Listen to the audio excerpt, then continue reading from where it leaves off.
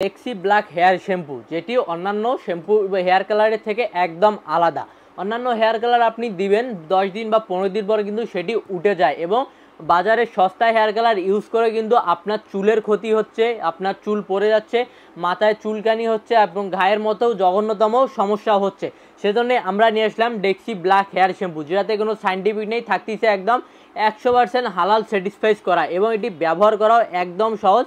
অন্যান্য হেয়ার কালারের মতো মাথায় মেখে ঘন্টার পর ঘন্টা বসে থাকতে হবে না, কোনো কিছুই করতে হবে না।